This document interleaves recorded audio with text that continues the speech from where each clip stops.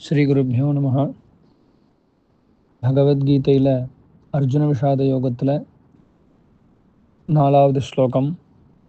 அத்ர சூராமஹே ஸ்வாசா பீமார்ஜுன சமாயுதி யுயுதானோ விராட்டஸ்ச த்ருபதஸ்ச மகாரதः அப்படின்னு ஸ்லோகம்.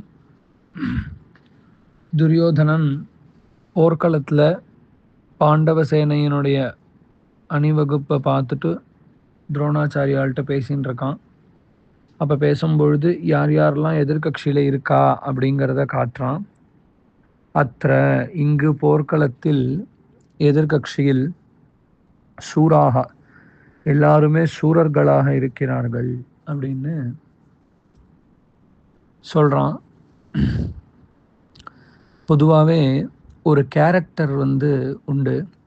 என்ன அப்படின்னா, யாருக்கு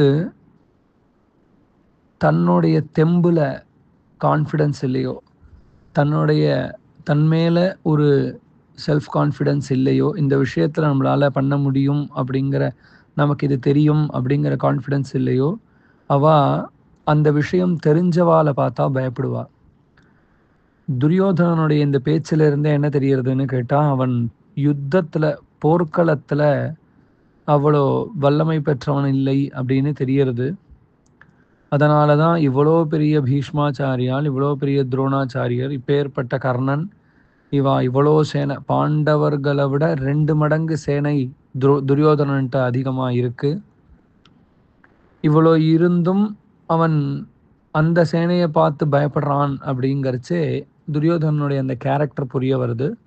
அப்போ துரியோதனன் சொல்கிறான், அத்திர சூராக எதிர்கட்சியில் எல்லாருமே சூரர்களாக இருக்கா, தைரியசாலிகளாக பராக்கிரமசாலிகளாக இருக்கா. மகேஸ்வாசாக விஸ்வாசர்கள் அப்படின்னு சொன்னால், இஷுன்னா அம்பு விடுறவனுக்கு விஸ்வாசன்னு பேர்.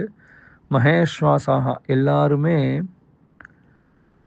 அஸ்திரங்கள், பிரம்மாஸ்திரம் பரியந்தம் உடையதான எல்லா அஸ்திரங்களையும் பிரயோகம் பண்ண தெரிந்தவர்கள் மகேஸ்வாசாக. அது மட்டும் இல்லை,